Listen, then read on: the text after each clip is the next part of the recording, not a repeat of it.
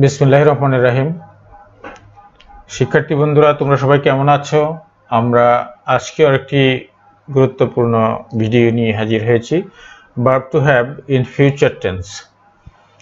তোমাদের কাছে বিষয়টা নতুন মনে হতে পারে যে ফিউচার টেন্সে আবার ভার্ব টু হ্যাভ কিভাবে ব্যবহার করা হয়। তো অবশ্যই এখানে আমরা দেখাবো কিভাবে ফিউচার টেন্সে ভার্ব টু হ্যাভ ব্যবহার করা হয়। ফিউচার টেন্সে ভার্ব টু হ্যাভ ব্যবহার করা হয় পাওয়া অর্থে। Verb to have simple future টেন্সে মেইন ভার্ব রূপে পাওয়া অর্থে ব্যবহৃত হয়। হ্যাভ এর পূর্বে সাহায্যকারী ভার্ব শেল বা উইল বসে।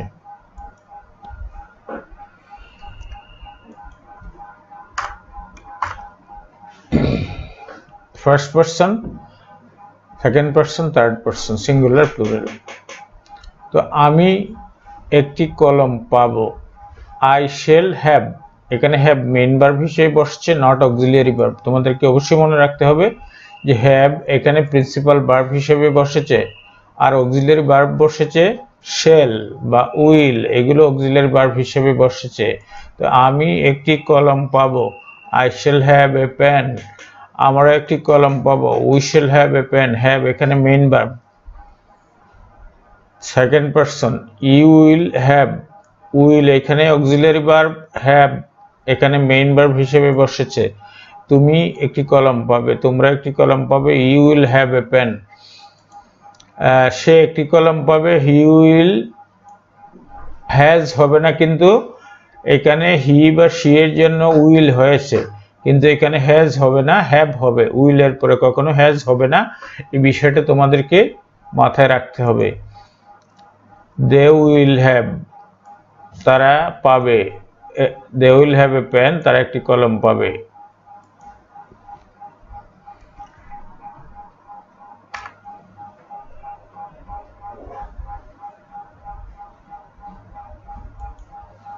তাহলে আমরা এখানে শেল এবং উইল অক্সিলিয়ারি ভার্ব হিসেবে ব্যবহার করেছি এবং হ্যাভ এখানে প্রিন্সিপাল ভার্ব হিসেবে ব্যবহার করেছি।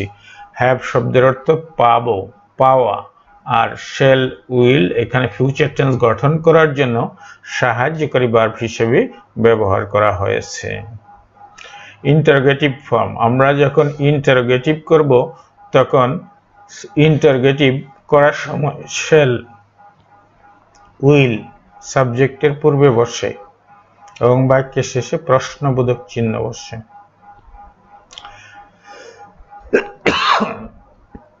Sorry,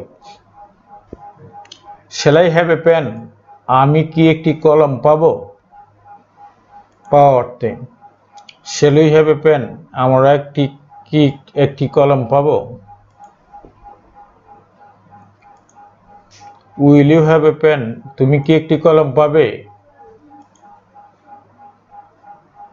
will you have a pen, তোমরা কি একটি কলম পাবে। সে কি একটি কলম পাবে, will he have a pen.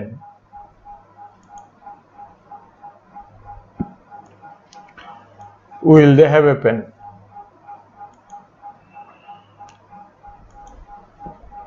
এখানে হি এর সাথে উইল ব্যবহার হওয়ায় হ্যাজ বসে নাই, হ্যাভ বসেছে। সরাসরি সাবজেক্টের সাথে কাছাকাছি যে ভার্বটা থাকে সেটার সম্পর্ক থাকে, এরপরেরটা সবসময় হ্যাভ বসবে। নেগেটিভ করার সময় শেল এবং উইল এর পরে নট বসে। শেল এবং উইল এর পরে নট বসে। I shall not have a pen, আমি একটি কলম পাবো না, এখানে principal verb have. We shall not have a pen, আমরা একটি কলম পাবো না। You will not have a pen, তুমি একটি কলম পাবে না। You will not have a pen, তোমরা একটি কলম পাবে না। They will not have a pen, তারা একটি কলম পাবে না। They will not have a pen, তারা একটি কলম পাবে না। আর he will not have a pen, সে একটি কলম পাবে না। হি আর শি, পুরুষ বোঝাতে হি, শি বোঝাতে, স্ত্রী বোঝাতে she. He will not have a pen, তারা একটি কলম পাবে না, এটা নেগেটিভ। আমরা যদি নেগেটিভ ইন্টারোগেটিভ করি তাহলে দেখা যাবে যে আমরা আগের মতোই শেল এবং উইলকে সাবজেক্টের আগে নিয়ে আসব। Shall I not have a pen, আমি কি একটি কলম পাবো না? এখানে have principal verb. Shall we not have a pen, আমরা কি একটি কলম পাবো না? Will you not have a pen, তুমি কি একটি কলম পাবে না? Will they not have a pen, তারা কি একটি কলম পাবে না?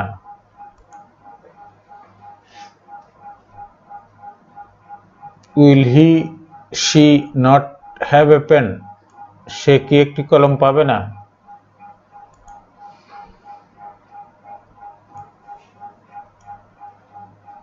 তারা কি একটি কলম পাবে না?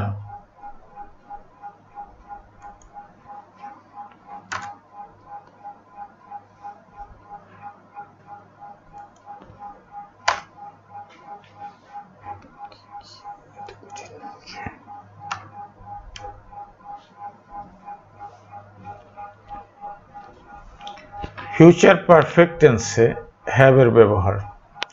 আমরা জানি যে ফিউচার পারফেক্ট টেন্সেও হ্যাভ এর ব্যবহার করা হয়। ফিউচার পারফেক্ট টেন্সের কয়েকটি সংজ্ঞা আছে। কার কার মনে আছে শিক্ষার্থী বন্ধুরা ফিউচার পারফেক্ট টেন্স কাকে বলে? একটু স্মরণ করার চেষ্টা করো।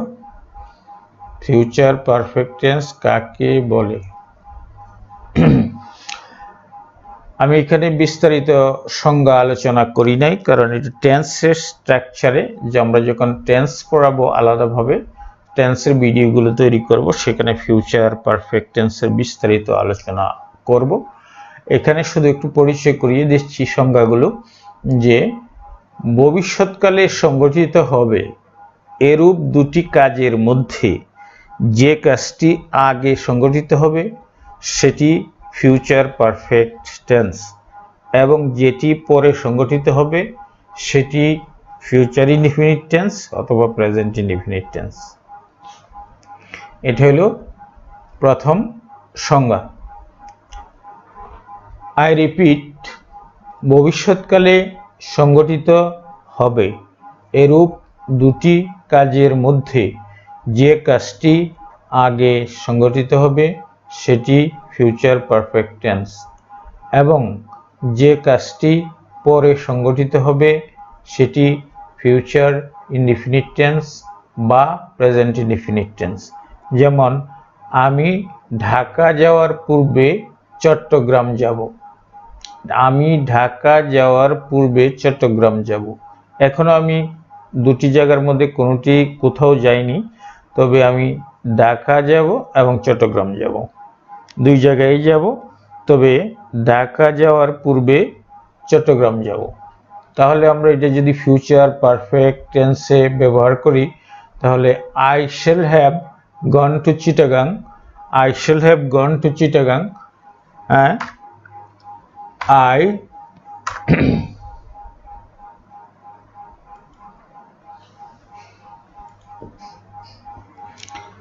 I shall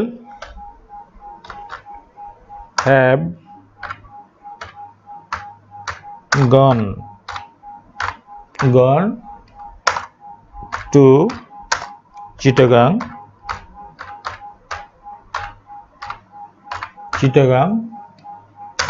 before I go to Dhaka. Before I go to Dhaka, or I shall go to Dhaka.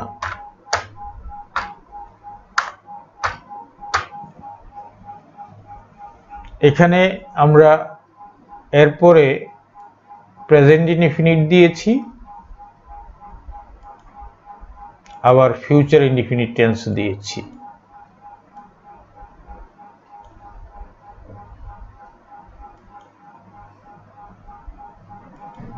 Future indefinite tense দিয়েছি কারণ বলেছি আমরা যে ভবিষ্যৎকালে সংঘটিত হবে এরূপ দুটি কাজের মধ্যে যে কাজটি আগে সংঘটিত হবে সেটি ফিউচার পারফেক্ট টেন্স এবং যেটি পরে সংঘটিত হবে সেটা প্রেজেন্ট ইনডিফিনিট টেন্স বা future indefinite tense.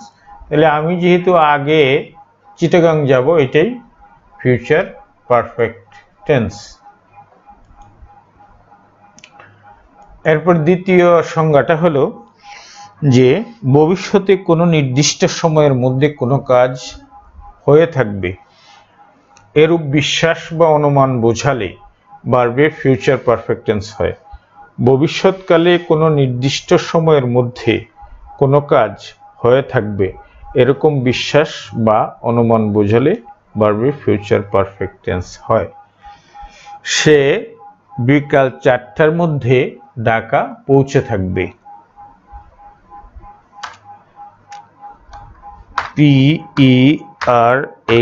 PERHAPS perhaps সম্ভবত। ভবিষ্যৎকালে একটা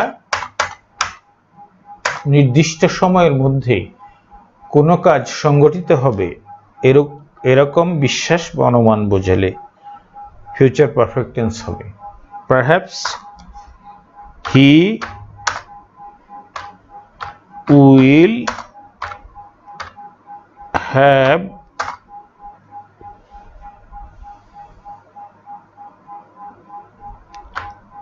REACHED he will have reached there THERE he will have reached there by 5 PM সে হয়তো বিকেল 5টার মধ্যে সেখানে পৌঁছে থাকবে। এটা হচ্ছে ফিউচার পারফেক্ট টেন্সের আরেকটা উদাহরণ। আর সময় ছাড়া আমরা ফিউচার পারফেক্ট টেন্স ব্যবহার করেছি এখানে যে I shall have done the work আমি কাজটি করে থাকব। ভবিষ্যৎ কোনো কাজের পূর্বে আমি কাজটি করে থাকব। ভবিষ্যৎ কোনো কাজের পূর্বে আমরা কাজটি করে থাকব।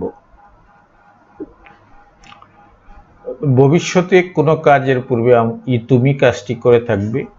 ভবিষ্যৎ কোনো কাজের পূর্বে তোমরা কাজটি করে থাকবে। ভবিষ্যৎ কোনো কাজের পূর্বে সে কাজটি করে থাকবে। ভবিষ্যৎ কোনো কাজের পূর্বে তারা কাজটি করে থাকবে। সরি। তো এখানে আমরা বলেছি যে ভবিষ্যৎকালে সংঘটিত হবে এরূপ দুটি কাজের মধ্যে যে কাজটি আগে সংঘটিত হবে সেটি ফিউচার পারফেক্ট টেন্স। তো আমরা এখানে একটি কাজ করে থাকব, তুমি একটি কাজ করে থাকবে, তোমরা একটি কাজ করে থাকবে, সে একটি কাজ করে থাকবে, তারা একটি কাজ করে থাকবে। এগুলো আমরা সবগুলো ফিউচার পারফেক্ট টেন্সের উদাহরণ দিয়েছি। গঠনটা এরকম, পরে তুমি ভবিষ্যৎ কাজের জন্য বা পরে যে কাজটি হবে সেই কাজটির জন্য একটি ফিউচার ইনডিফিনিট টেন্স অথবা প্রেজেন্ট ইনডিফিনিট টেন্সের বাক্য জুড়ে দিলেই হবে। তার আগে বিফোর বসাতে হবে। এই হচ্ছে ফিউচার পারফেক্ট টেন্স। এখন ফিউচার পারফেক্ট টেন্সের প্যাসিভ ভয়েস করা যাবে, যেমন the work will have been done by me. কাজটি will have been done. Will have হলো ফিউচার পারফেক্ট টেন্সের অক্সিলারি ভার্ব, অ্যাক্টিভ ভয়েসে বিন এসেছে প্যাসিভ করার জন্য। এখানে বিন প্যাসিভ করার জন্য এসেছে, বিনকে আমরা হাইলাইট করে দিলাম। এই প্রত্যেকটা জায়গায় বিনটি এসেছে প্যাসিভের জন্য। এখানে বিন এসেছে প্যাসিভের জন্য, প্যাসিভ করার জন্য বিন এসেছে, প্যাসিভ করার জন্য বিন এসেছে।